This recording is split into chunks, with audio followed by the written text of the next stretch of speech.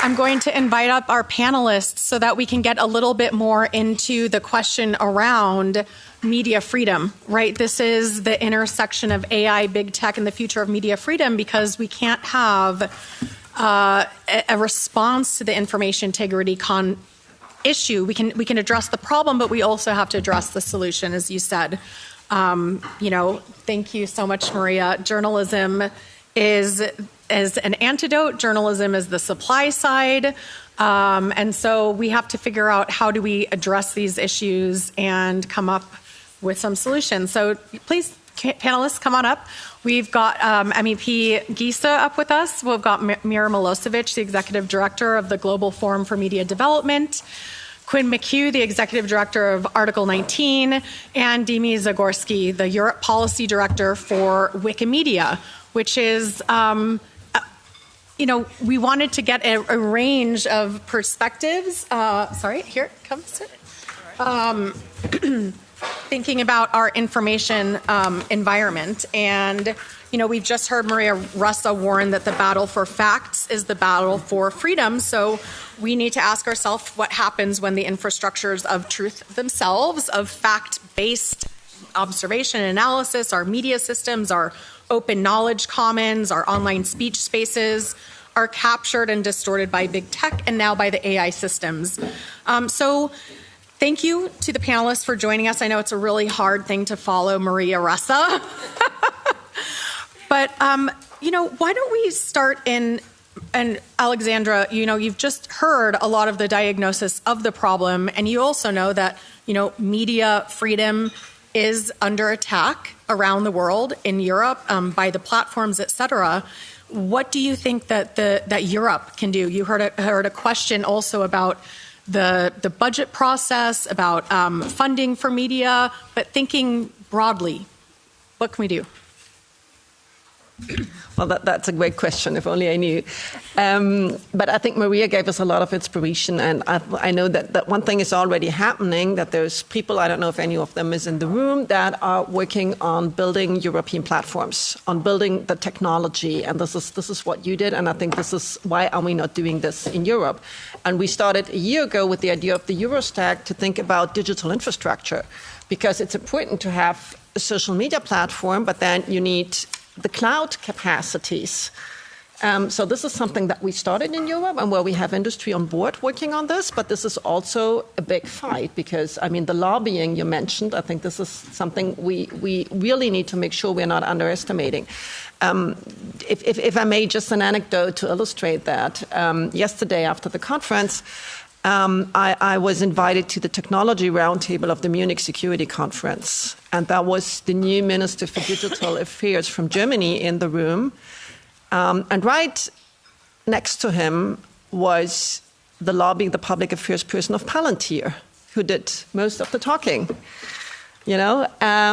And there were, representatives of all the big tech companies in the room. There was not a single European company in the room. There was not a single journalist in the room. There was not a single NGO in the room. It was a few lawmakers, a few policymakers, the minister, and the American big tech companies.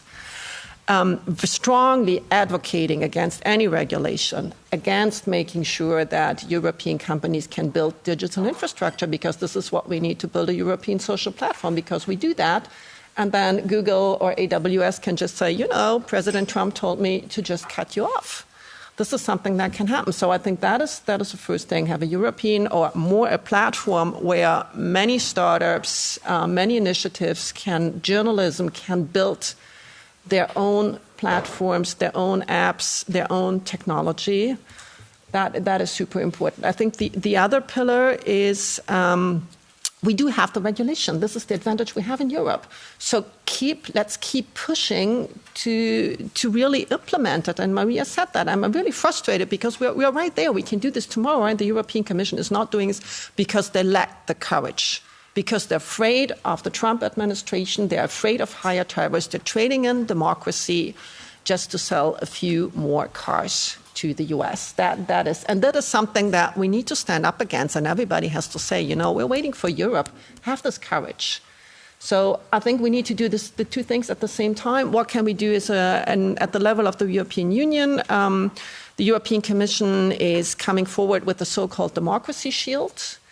They will have some funding for fact-checking, for protecting politicians during electoral campaigns against violence, and some more initiatives. Those are good things, but it's all it's not really attacking the real problem. So what I would want them to do, to have some funding to start European platforms, for example, looking at the infrastructure, common moderation tools, and something that everybody can use. And that is something that I think we should be fighting for.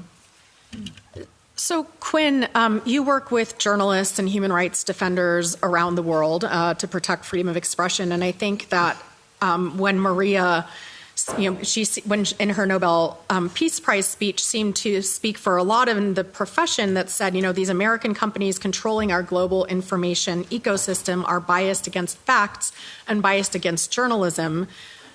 We also heard how much worse authoritarianism is getting. There's less democracy. Mm-hmm. Democracy Shield's are we gonna fact check our way out of this? I mean, how are we going to defend media freedom when it seems like all of the trends are moving downwards? How are you guys approaching this? So, one thing I think we need to start with is, no, we're not going to fact check our way out of this.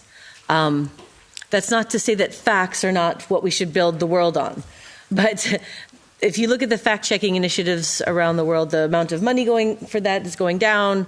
There's not a lot of new infrastructure being put in place for that.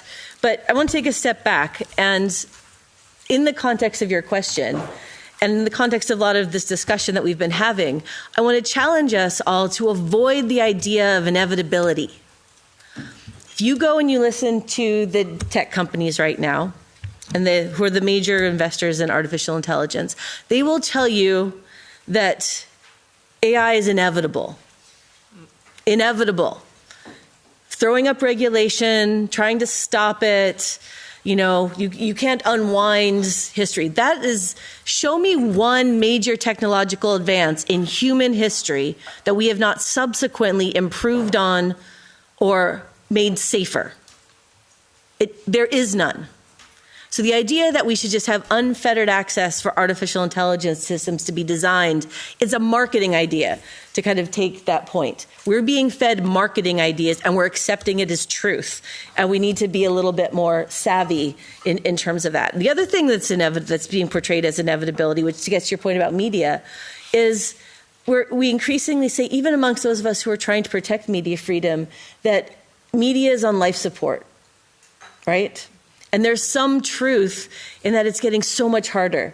Sustainability is harder. The attacks are stronger. The people coming after us are stronger. I think someone yesterday gave a statistic that in the Moldovan elections, Russia spent over $200 million on media information operations to try and influence the Moldovan elections. The human rights funding call that Norway just put out is $44 million over 4 years, and media is one part of 7 of that. That's the kind of resources that we're up against, right? But challenge the idea that media is dying and the death of it is inevitable.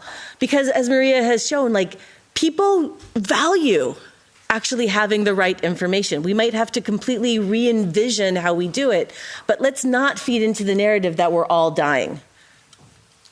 I love that. I think it's so important what the narrative is. And yet, one of the reasons that there is that narrative is because there have been massive cuts in development funding. USAID has been eviscerated. Lots of foreign capitals have cut their funding and support to media. And they're kind of weakening these global defenses just as authoritarian and corporate powers are tightening control.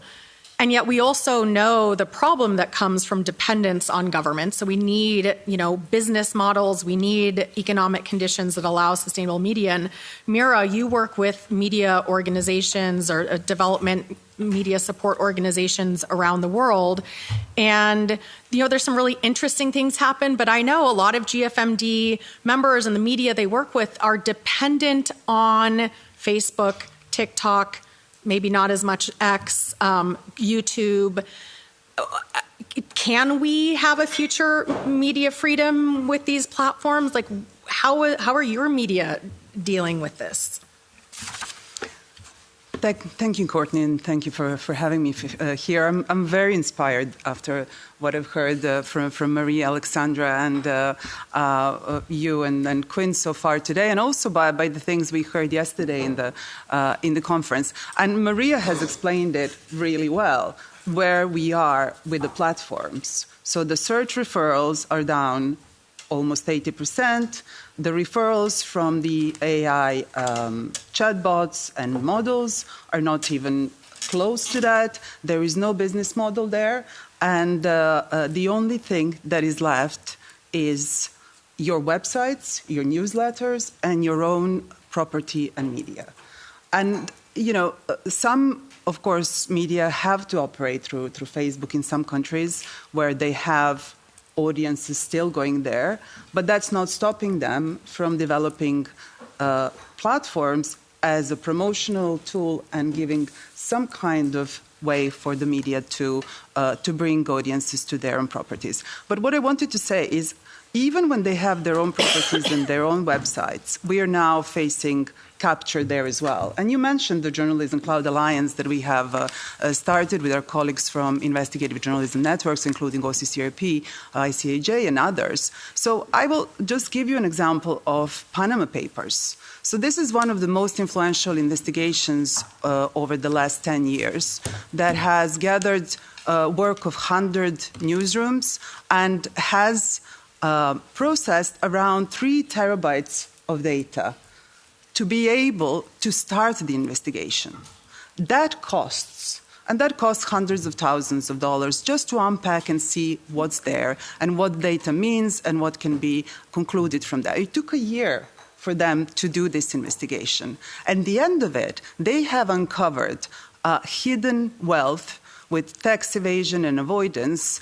Up to $2 billion has been recovered over the last 9 years since the publication has been published. So if we're talking about the value of journalism and why Europe needs to invest, some of the countries like Sweden, France, UK, not anymore EU, Spain, have recovered hundreds of millions of dollars from stolen or evaded assets. So that's one example. But for those organizations to do this work, they're all paying millions in infrastructure services and software services. And 80% majority of that is to big tech.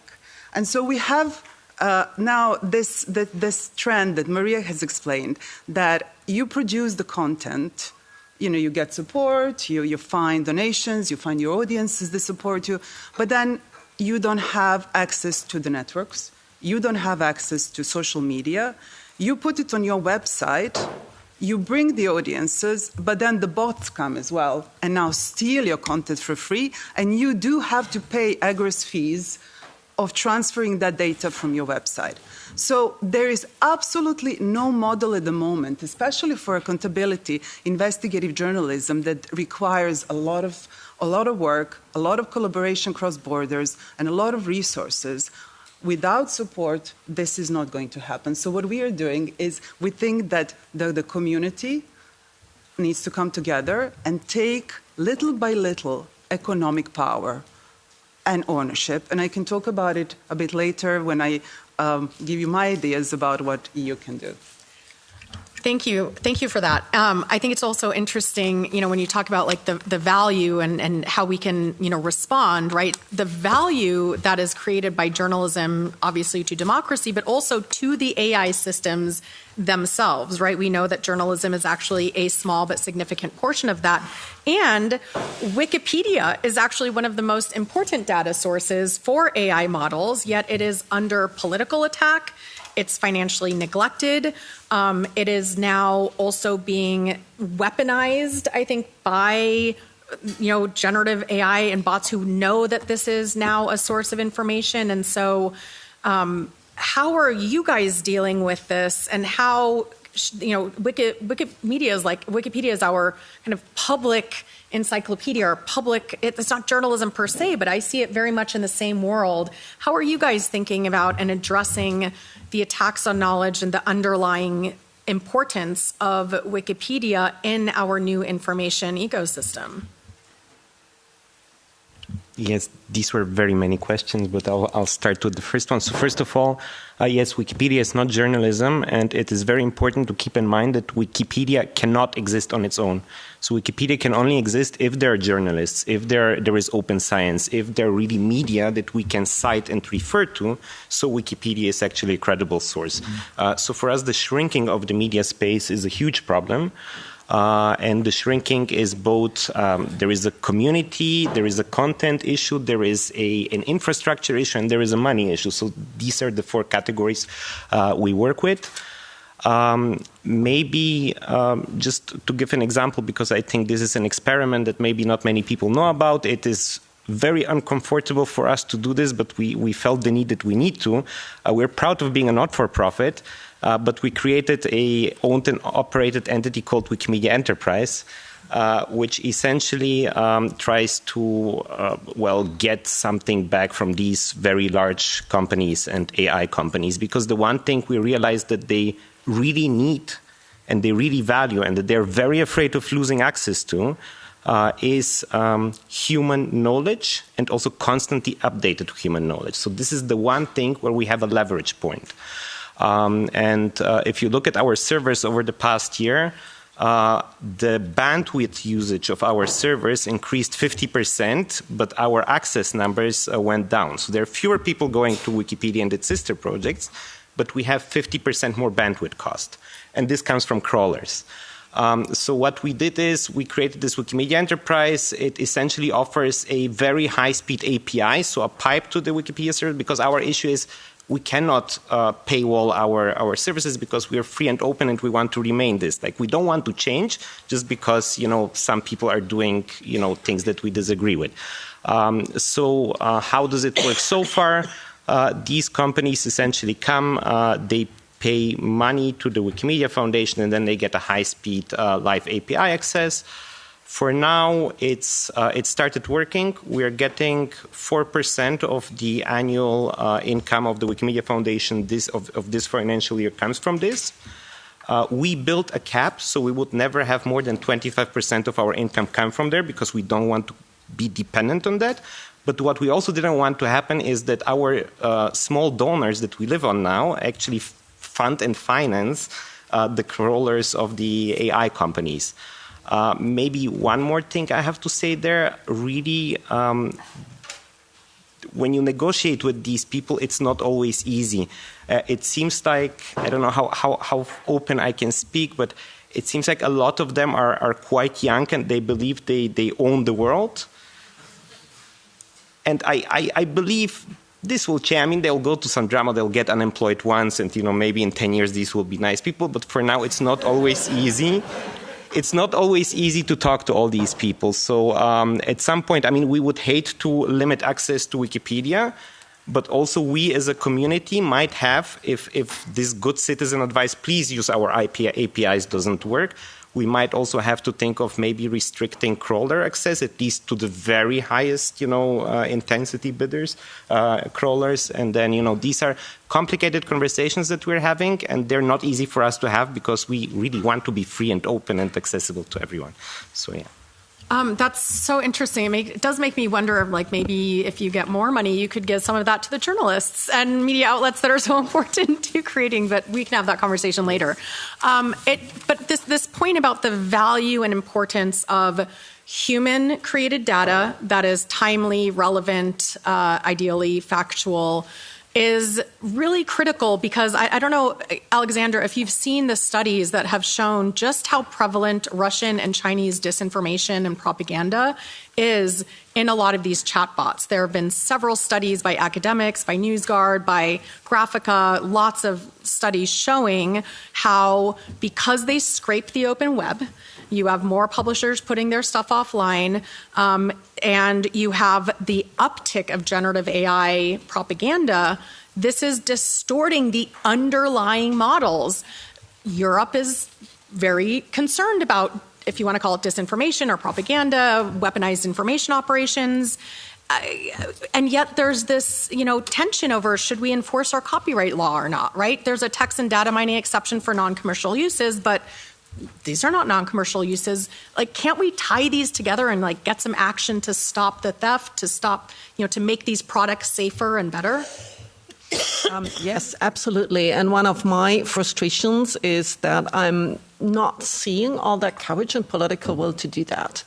And especially one of the Russian, the NewsGuard discovery, I keep quoting that. I've been quoting that for months since it came out. I thought it was really shocking, and the numbers are so clear, and the uptake is so clear of that information. And so I keep saying that publicly, and people look at me like, it's just a minor incident. And I quoted, so that's one of them. The other one is the direct manipulation of these systems as well. I mean, Elon Musk boasts on X every time he manipulates Grok, and then he writes it there. I mean, this is really the example that is so obvious. And I quoted that yesterday in that meeting that I told you about before the Munich Security Conference. I quoted that to the minister. And I said, well, what do we do? Because he kept going on about deregulation and simplification, and the AI Act hampers innovation and all this. And this is coming up now. We call it this is called the omnibus. So we will have to deal with that. So instead of implementing the legislation, we will, the majorities here in the House will try to reduce its efficiency. Buying into this narrative that it hampers innovation. So I quoted this thing about Musk, who at a certain point when Grok said the major risk to the world is disinformation, he wrote on X, we're going to fix that in the morning, and he did. And in the morning, the biggest risk was low fertility, which for someone coming from Germany really is very concerning, because that was the ideology in the 1930s. And the minister said, well, no, but actually these models are getting better and better, and they're so incredibly accurate. So it's just a question of time, and we will be fine. So there is still an amazing lack of awareness on how bad this is getting, and this is really, really frustrating. On the copyright issue, I think that is interesting, and there are meetings going on around liability and copyright. So there's an own initiative report being written in this House on copyright. This is quite interesting, because here we have politically a part of the House that wants to get rid of the Article 4 exception. It's a little bit tricky, because the digital rights activists at the time advocated for that exemption. Because at the time, there wasn't the awareness that would be exploited by a few big tech companies. The idea was to make the knowledge of the world available to everybody. So I think we need to find a political solution how to get over that and work together. At the time, there were the publishers were one camp and the digital rights activists were the other one. Mm-hmm. And I think now we're all on the same side. We just haven't realized yet how to do that politically. But I think the copyright avenue is really interesting, because it's a way to get more conservative actors on board, because this is what the publishers are fighting for. This is something I really see, and I think we should really work on that. If I may just make another remark on the publishers, and that was a question that I wanted to ask to Maria, but you might answer that later. The publishers are scared, because they are seeing this, that they might be losing their autonomy in the next 6 to 12 months. They see the click-through rates dropping, plummeting. But what really frustrates me is they're not coming and saying, implement the legislation you have, change the algorithms. How can we build new technology? They're not really doing that. What they say is, well, we want prominence. That means we want our content up on the first search side. We don't care about anyone else. We just want our media outlets to be seen. And we want liability. That's a question you asked before, to be seen as publishers. So we want liability. But liability is for illegal content. I mean, how do you do it for information? Disinformation is not illegal in Europe, and it's very difficult to make it illegal. I don't think it's a good idea, because it's dictators who are going to use that.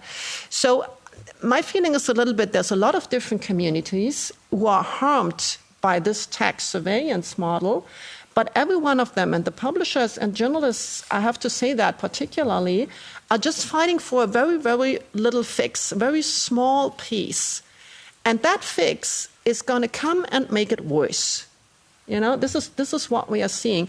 So the question I would like to give a little bit back to the room and maybe to the panel is, how do we convince publishers in particular, who are very powerful people, because, they decide what public opinion sees, to jump into this battle and to fight for innovation integrity as a whole, attacking the big tech surveillance model and coming on board in this big fight rather than fighting only for liability, only for prominence, only for exception number 38 and the European Media Freedom Act, these little things. How do we make them, find the courage and join the big fight? Thank you. Who on the panel would like to take that question? Mira. Thank you. Speaking of the community, as Maria has noticed, it doesn't come on its own. It needs to be facilitated, and chairs are behaving today.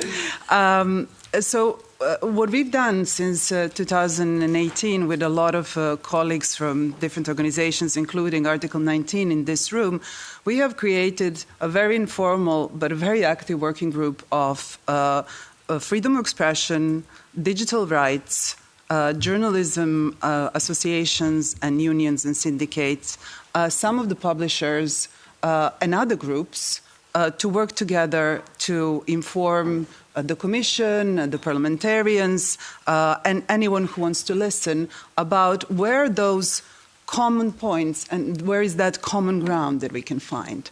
And actually, as you say, when there were some previous negotiations, publishers on one side, digital rights activists on the other, journalism unions somewhere in the middle, I think what we have managed is to get to the point where we understand who is arguing for what and for what reasons.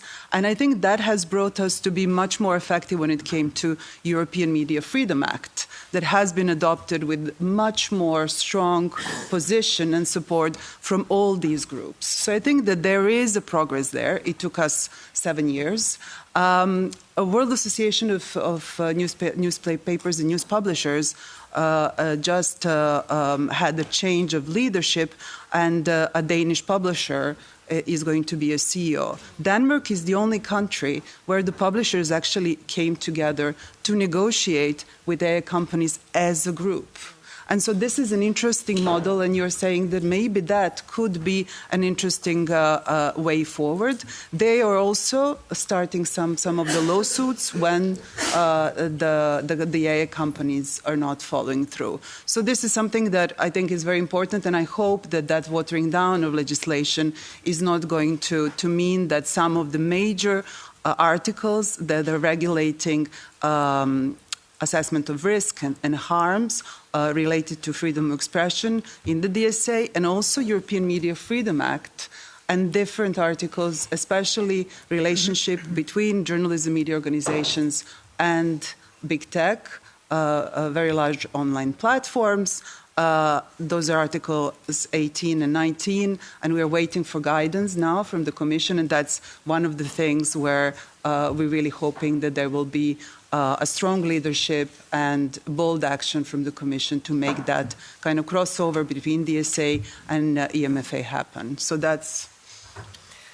Yeah, and that, 99% of Danish publishers are part of that collective that's run by Karen Ronde, who is fantastic. And I might also just add to that, one of the things that the Center for Journalism and Liberty is doing is to bring together some of the largest publishers in the world and the tiniest, little GFMD members, Article 19 members, like little tiny publishers from all over the world, all over the United States, and journalism support groups, anyone who is basically interested in learning about fair compensation models and strategy. And we found that learning across that, and then also we have another group that brings together for-profit and non-profit and big and little media representatives who have been on the opposite side of legislative battles out in public to come together to learn from each other, figure out and debate and come to agreement before we get out in public.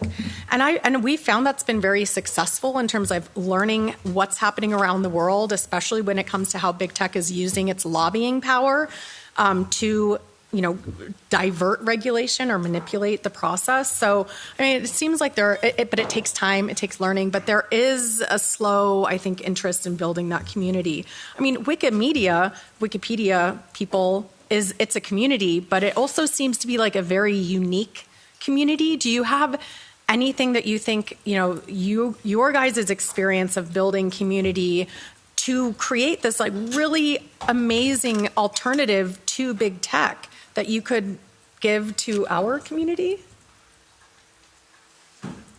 Well, it would be very arrogant if I suddenly start giving advice to journalists and to media how to do their job. I think they know much better than us what to do. Right, but community building, right? I mean, you guys have certainly journalists have a role in community building, et cetera, but you guys have built a global community of people who are, I've edited Wikipedia a few times, who are just contributing their knowledge, their experience, their expertise. And you have a community of all these volunteer editors that have turned Wikipedia in from, when I was a kid, a source that you're absolutely not allowed to ever cite, to a foundational data source for the large language models that are underlying our entire information system. Well, yes, I think what makes these projects live and thrive is that everybody gets a space to express themselves, and everybody, even, it's not actually one big community, it's thousands of small communities. And while in the larger languages, so in German and English, it's plateauing or even going down, we see that there is this huge need, especially for people from smaller languages, to come together to build a knowledge, sort of a mass of knowledge around their languages and their communities. And just creating space for this helps a lot. The second thing is that, and we do get a lot of problems, the Wikimedia Foundation as a service provider gets a lot of problems for this in courts, is when our volunteers get dragged in front of a court, and we do get a lot of lawsuits similar to journalists, so slap suits against Wikipedians is a thing. The Wikimedia Foundation goes and tries to defend them. So we have a fund to also defend them, and that also really helps sort of knit this together, because then people know, yeah, we're not alone. This is not just a hypothetical online thing. If I ever get dragged in front of a court regardless whether it's in Saudi Arabia or in Portugal, because actually in the EU we have a lot of issues as well, there will be somebody there to protect me. So it cannot remain only online. We also need to physically meet and to talk to each other and to be together. Great point. And just one other small question. I mean, it feels like, okay, Wikipedia has this volunteer model, and part of that is because it is this public resource. But it seems like we're seeing big tech platforms try to co-opt that model, right? Oh, let's do community notes where, our billion-dollar companies use the unpaid labor of our users that are, basically required to use our platforms to reach their audiences to do the labor of fact-checking that we're no longer willing to pay for or design our systems to mitigate against. I don't know, does that... Yes, I'm really torn about community notes, because on one hand, I really dislike that they essentially created it to save money. On the other hand, and I'm not talking about the platform it started from, but giving communities a bit more power, a bit more agency to decide what's happening from our perspective. That's generally not a bad thing. I mean, we definitely think that self-governing communities is something worth protecting and worth developing on the internet. My big question is, can self-governing communities really be independent and thriving on platforms that essentially have different interests than are their own? So this is where I see the conundrum. So, yeah. Yeah, great point. Did you want to comment on this, Alexandra? Yeah, just very briefly, because I'm very passionate about community notes.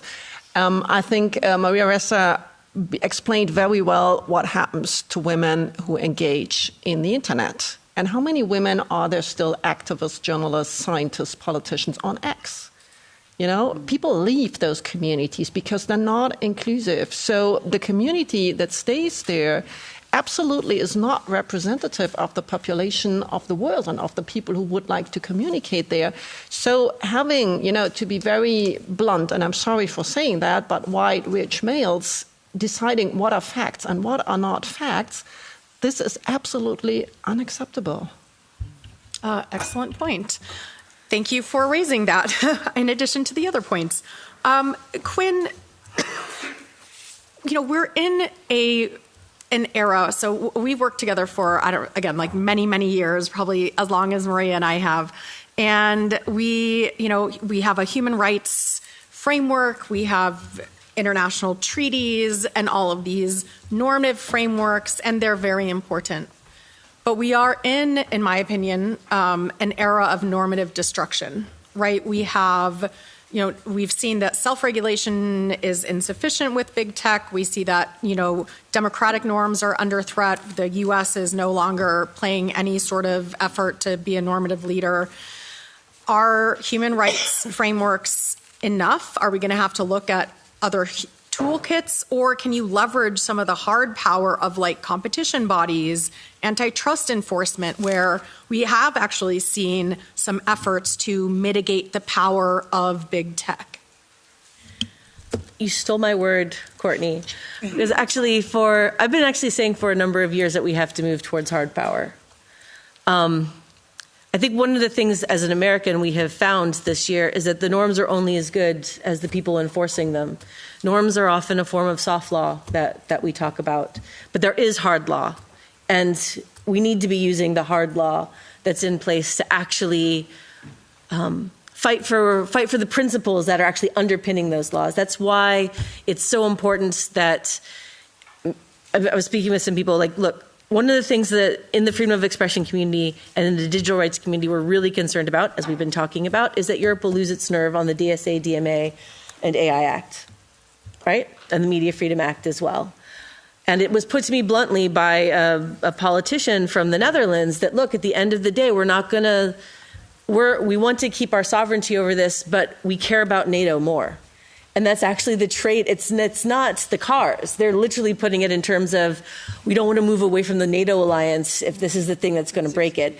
And I think that's a grand exaggeration of it, but that is the dialogue that's happening. So we are concerned that because the hard laws have power, that's what they're going for, and that's what they're going to ask to be traded away. And some of the things that are being discussed about, we need to be more business friendly and business savvy and all of that. That's definitely an avenue of attack because they know that that's an avenue of doing it. I mean, we need to use competition law in order to try and regulate and move these things in. But I think there's another danger with all of this as well. There's the conflation of the securitization agenda with media freedom and artificial intelligence right now that is actually really, really dangerous. And we need to be, I think, aware of that. And it has to do with resourcing and some of the issues that that you talked about when you talked about the Russian and Chinese disinformation online. One of the ways that we hear the idea of information integrity being discussed a lot in Europe is through the lens of securitization. We have to defend democracy. We need to defend our information ecosystems, which I completely agree with. But when you talk to governments, those conversations are happening by the people that are the funding for that, let me say, is coming from the people that are interested in counter-propaganda and are coming from a securitization mindset. They're not coming from a democracy is based on free-flowing ideas and ensuring that we have the right people talking about the right things at the right time. And when you layer AI and the monopolies of AI on top of that, and actually you know that, I mean, you were talking about how Palantir is there. Sidebar for me, the company is literally named after an evil orb that corrupts everyone who touches it. Like, they could not be trolling us harder with what their ultimate goal is in the world. And yet, they're everywhere. Palantir is literally everywhere. They're speaking with Tesco. They're speaking with security people. They're trying to take over from Google in terms of controlling the world's information. But you layer that and that monopoly, that data monopoly, on top of the fear of the securitization agenda and the need for people to find resources to actually get media out there. it could go really bad really quickly. And so that's one of the things I think we need to be very aware of and not find ourselves slipping easily into trying to justify media and democracy through the lens of security. That's such a great point, and it really reminds me of, what was it, like 2014 and the countering violent extremist agenda and how that then took over the media development agenda. And it was, this short-lived but really problematic reorientation. I want to open up the panel for questions and comments from the audience. So if you have anything to say, and I'd love to maybe first, if you don't mind, Maria, I'd love to get your thoughts on kind of what you've heard up here. Does it resonate? Anything missing? Just your reflections on the conversation. Well, first, thank you for all the work that you're doing. I forgot to say this with Alexandra. Thank you for holding the line. Thank you, Quinn. I mean, you guys are reflections on it. I think we laid out the problems. And now what we need to do is, I would love to know, what do you want us to do now that we could collectively do? One, that's my question. But so I came from counterterrorism, and I do know that it was, countering violent, all of that happened right before. And it's interesting because a lot of the folks doing propaganda came from this. But I'm not doing propaganda. I guess what I'm saying is, I think this may be a time where we need to get both the funding and the communities to work together for the right direction. And coming together is far more important than the things that used to divide us. And on the last one, radical collaboration for news organizations. Holy cow, I don't know how else, right?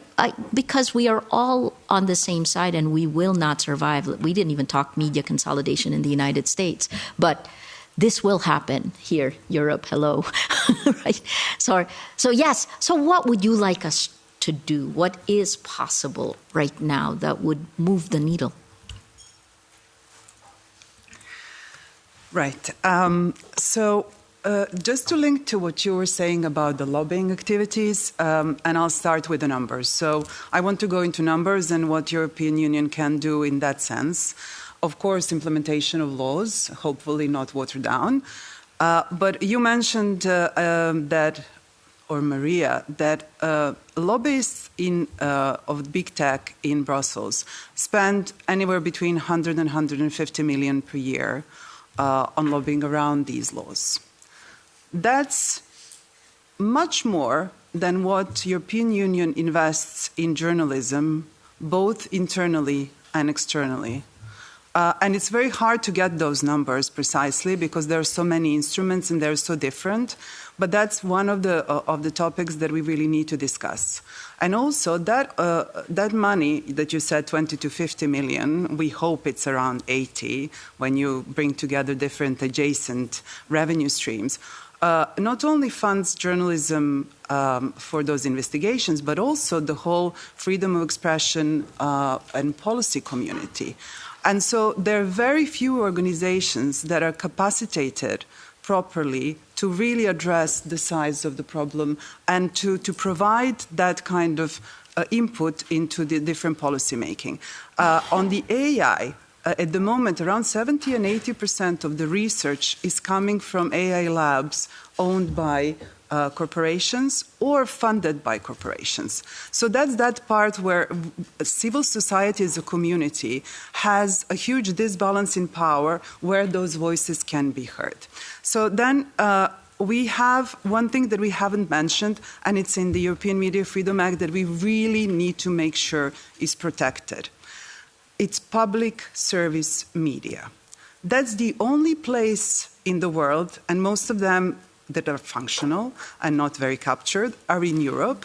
They receive from different funding sources around $50 billion or a bit less in euros per year. That's the only solid and healthy pot of money for production of different content pieces that exist. And they're under attack exactly according to that model, Maria, that you have explained around influence operations. And I think that Europe and all of us should think together how to create that nerve strategy for defending public service media. Once the funding for them is gone, there's absolutely nothing to replace that. So that's one thing that we can do, and we need to do it urgently. Then the final thing is on the multi-annual financial framework that's being negotiated at the moment.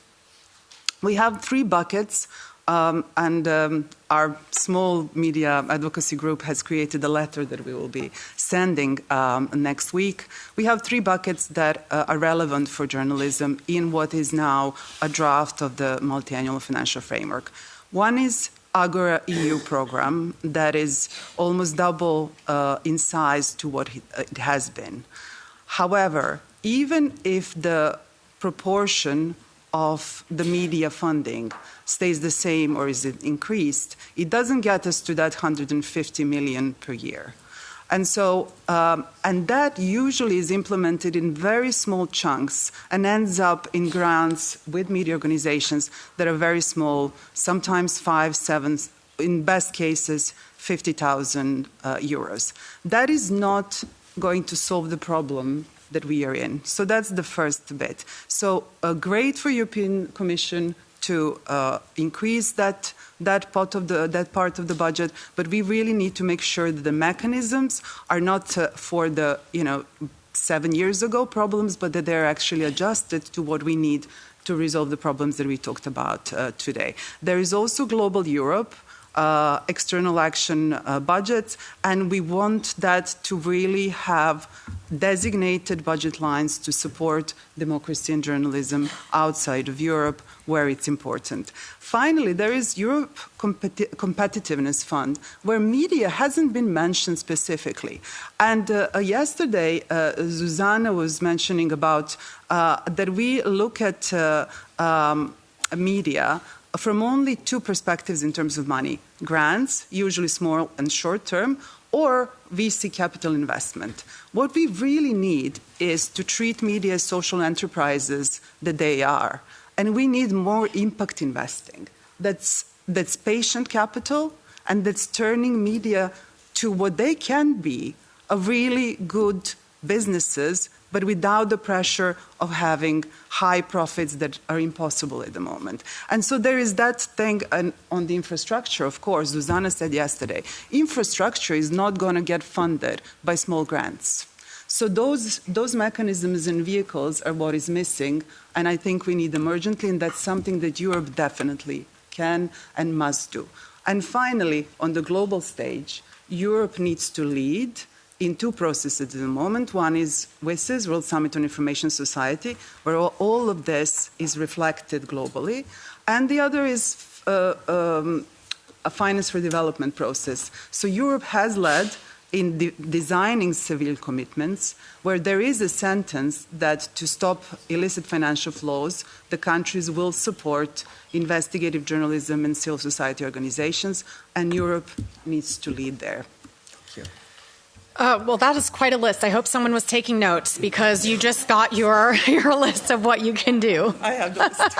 Mira will share the list with you. I would also add to that, the U.S. has seen massive cuts to public media, and I think one of the big concerns there is what happens if those broadcast licenses come up and they can't afford to renew them, and then they will never get them back, and they'll be bought by right-wing nationalist owners, and that's really disturbing. But I think, we also have to make sure that as part of this solution, we see public policy as infrastructural, right? None of this public funds to support media is going to go anywhere if we don't have a fair playing field, right? If you've got the monopolies taking 30% from the app stores, 30% from digital advertising, 30% from, everything else, stealing the content to create their replacing, their products that replace them. So I would encourage us to think about public policy also as infrastructure, and similarly needing that long-term investment, because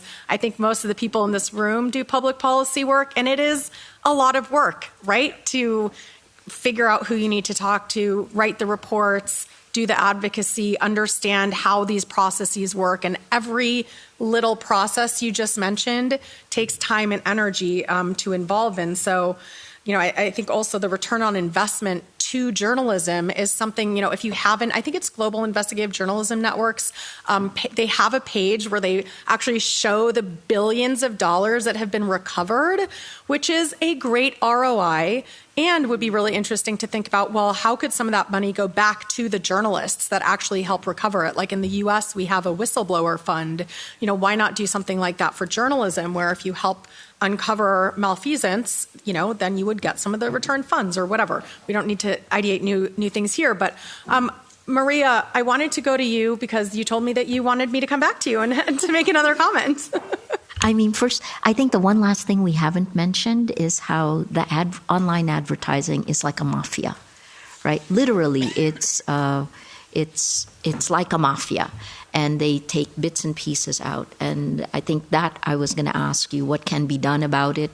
But the last part you brought up that the EU is working on a public information tech stack. We're open source. You can have it. Like literally, we just wanted to prove it can work. No, I would love you to come to Germany and many other countries to talk to publishers and show that tech stack. Because I know they're discussing it. I know that people now in Brussels working on a tech stack that could also work for media. But I think it's early stage. And if you came to Germany, talk to the right people, present the tech stack, really how it works, I think that would be what would really be amazing. And exactly what you said, it's the global south here leading. So I think that would be absolutely excellent. On online advertising, I've been working on this for 6 years. We had really, in the DSA, we had this really, really big battle to try to get rid of surveillance advertising. And in the end, the only thing we managed to, I think we had a big success that everybody started talking about it because it was not in the Commission proposal for the DSA, and we managed to make it really big, have the big debates around it, and a lot of people, we raised enormous awareness on how toxic that system is. We did not manage to ban it. What we did manage in the DSA was to have an article that says you can't have sensitive data according to GDPR categories. That is religion or faith, for example, political affiliation, health data. When you're depressed or anxious, the platforms are not supposed to store that in their advertising profile they have on you. And minus data, also very important. The only problem is now we have that article, and the Commission says, well, it is enforced because on Facebook, you can't do your targeting in Europe anymore saying, I want Muslims, I want Jews, I want Christians. But Facebook, if your client send you an email saying, well, we're not allowed to do this anymore, but, come and talk to us because we have ways to go around this. And the Commission is not investigating it. The Commission is not enforcing it. And this morning I was in the Internal Market Committee, which is competent for the Digital Services Act, and we had Mira there, because now we have a regulation on transparency and targeting of political advertising. And I always thought it's very difficult to distinguish political advertising from general content, but anyway, the Commission wanted to do that, so we have this regulation. And Mira is outright refusing to apply it in Europe, and therefore they don't take any political advertising. That also means any issue-based advertising, which also means that the campaigning organization, the NGOs, can't reach their people anymore because Mira just doesn't accept that. And what basically the Mira representative said this morning was, well, first of all, it's so difficult to get consent because for political advertising they have to ask for specific consent, and they don't want to do that. And it was very clear. And then they said, well, and then, our customers can't really target their audiences anymore. And what he was basically hiding is that they're not able to do that because they have sensitive data and the rest of the data in the same part. There was a document that leaked, a memo that leaked a few years ago from Facebook engineers that said, well, we're not abiding by GDPR. We can't even distinguish that data. And I think that's one of the reasons they want to do it. So this, again, we have the legislation. We don't have an outright ban, but we have a number of provisions that if somebody really went to investigate and see what they're doing and implement that ban, this would all fall apart completely. This is why I was so happy we managed to get into that. It's a lack of political will. Just one last thing. I think one thing that is important, that if we build new platforms, so far, like in the digital rights activist scene, it was always, it needs to be publicly funded. We can't use advertising. Advertising is total poison. I personally, and I know this is not popular, I don't think we can have a better information and networking ecosystem that is attractive for the majority of people. In Europe, I don't want a few thousand people on that. I want 450 million people who are able to use that network. I don't think you can do that without advertising. We just need a better business model, and that is something that's super important to work on, having a better business model that uses advertising in a very responsible way, without surveillance, without toxic algorithms. But in order to compete with meta platforms, with Google, with AI, we need attractive platforms that are easy to use, to have a great user surface, a great user experience. And in order to do that, you need to pay people to build that. And therefore, I think it's super important, apart from the technology, also to come up with better business models. Well, and also, advertising prevents capture, right? If you have a bunch of advertisers, it's much harder for any one interest to capture, right?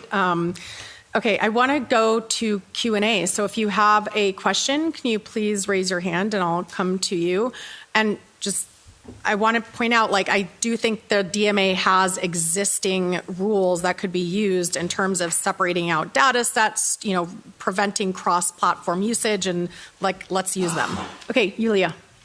Thanks a lot for the conversation. I wanted to follow up on this point on that you mentioned, Alexandra, Geese, on the prominence bit, because if we want to make sure that public interest journalism is available and accessible online, and even though we know that all these referrals go down via social and search, at the same time, I think the latest digital news Reuters report said that still more than half of the people access actual news through social and search. So I wanted to get all of your views on how do we square this circle of saying there can be short-term mitigation measures like prominence, like visibility policies, like must carry, like all of these ideas that are out there that also some countries have attempted with more or less success to make sure that public interest journalism is visible online. But then also we have this long-term vision of rebuilding, right? And what Maria Ressa pointed to, we have to build this healthy alternative without capture. So how do we square this, and how do we work with states? And we struggle with this at the OSCE, where we work on this.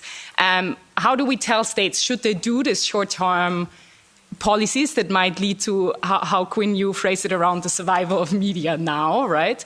But then we also don't want to undermine the long-term vision. So it would be really interesting to get your thoughts on how to square this circle. Thanks. Maybe you want to give the floor to Mira as well. Maybe we might have different answers. I don't know how to square this. This is super difficult. My experience is here in the House that every time you get some kind of short-term fix, the trade-off is confirming the basic business model.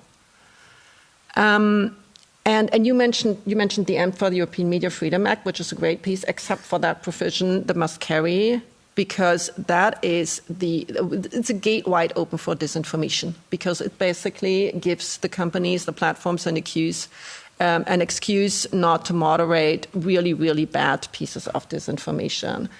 A similar example is now there was the strategy, let's focus on minors because the broader public understands the harms on minors. No, we're having an age assurance debate in the parliament, which will end up exactly with the meta position. And on top of that, age assurance, which basically means the platforms will be allowed to capture our kids' biometric data, and nobody knows where is this going to go. So if you now have a 15-year-old who gets a facial recognition done in order to access Meta, what's happening to that data? They will be able to follow that kid until it's 60 or something. And that is a little bit the experience when we focus on a small fix, like prominence, for example. You confirm the business model. And this is what publishers are telling me. They say, well, there's nothing we can do about, the Google control of the online advertising model. There's nothing we can do about that they decide what kind of content. There's not much we can do about AI. Let's just have this one little thing. And I think we need to change that mindset, because there's so many communities out there who want to fight against these harms. And the ways to fix this, it's very easy. I mean, touch the algorithms, the surveillance model, advertising model. And we have the Google case right now that nobody has mentioned, the Google ad tech case that we have in the US, we have in Europe. So let's all stand behind that. And the publishers basically put it forward. So let's speak up about that. Let's put pressure. If all the publishers really talked about this widely, and they're very reluctant to do so because they're feeling they're pushing their own interest. But, you need to do reporting on that. You need to explain this is not some kind of bizarre antitrust case and it's something for competition experts. This is about having free media. And they should be talking about it. So I think we really need to attack that business model, and publishers could be such a great help if they didn't feel, this is inevitable. Big tech has just won, and we just need to find a solution. And I think one problem with the publishers is that some of them, in each country, there's one or two who really are successful with that model, who team up with Google, and I don't want to make names. Everybody knows whom I'm talking about, at least for my country. And so they're split. So I loved what you said about Denmark, that they stay together. I don't think that in Germany that's going to work. Mm-hmm. But this is what happens in the end. When you go for the small fixes, the biggest one will be okay, but everybody else is going to die. And that is the big risk.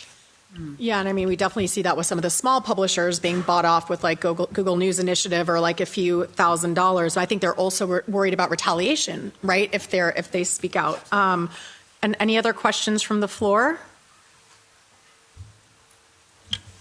I'm going to go here just because he didn't ask already. Go ahead. Yeah. Well, hi, Oliver Moneyco from the International Press Institute. I'm really interested in. Yesterday we had a long debate about the relative merits of the DSA. Alexandra, you're obviously a big proponent of it, but you also said something quite interesting yesterday about the moment politicians are on the defensive, they've lost the argument. So the question is the DSA sellable to the public, and if so, how? Because I see it as it's a very complex law, it's a very finely balanced law. In many ways, it's a very beautiful law, but it must be a very, very hard sell. And I'm not sure what the public, most of the public obviously don't even know it exists, but those who do know that it exists are probably those who are listening to Trump and the populist politicians who see it presented as an instrument of oppression rather than a force for good. So how do we win that debate? And if we can't win that debate, should the EU ditch it and actually focus on the DMA, which historically, using antitrust legislation, is the one tool that has historically been super effective whenever we've had these problems in the past? I mean, that was to you. I think that was to you. Well, I mean, there's no contradiction between using DSA and DMA at the same time. It's two different units, so we just should do both. And I think we need to do both because, these are big companies we're up against. This is power, so we definitely need both instruments. You're totally right that the DSA is a really difficult sell. When we did the DSA and we had the final agreement, which was interesting, I got calls from like the US, Japan, Australia, Brazil, and very, very few from my own country, Germany. It was just like one German television. And then I said, oh, yeah, but we just do a quick thing because the day after was the elections in France. And that was the big story from Europe. Nobody cared. So we need to build stories. We need to build storytelling around it. I read out the things on Article 34 and 35 to you today because you are the experts. When I go back to my constituency, I talk about the threats of disinformation, and I take an example from their community. Something they have already heard. The latest hoax, and you heard this, or scams. That's very powerful. Or local elected politicians like municipal councillors, they are really the target of hate in a way that's incredible. So you talk to them about hate online. That's something they find really interesting. And then you have like a foot in and you can explain it. I talked a couple of weeks ago, we have a very interesting person in my country. He's a doctor, medical doctor. And when he was like 40 or something, he ditched his whole medical career and he started as a comedian. And he's a great comedian. And now he's basically a science communicator. So he goes on TV and he explains science, especially medical science, in a very funny way. And now he's being targeted on meta platforms by AI scams, people who pretend, clips that pretend to be him, and him recommending, like you said, you told the same story. And so you see him recommending, I don't know, some kind of medicines and powders and strange stuff. And people buy that stuff, and then it's ineffective, and they realize they've been victim of a scam. And they write him hate emails. So he's being threatened by these people who have been scammed by the, actors that are amplified by the platforms. And so he's doing a TV show around this, and he's telling the story. And he's a smart guy, so he's not only using his personal story, but he came to me and tried to understand how the platforms work, and he's doing all the work to understand this and how the DSA works.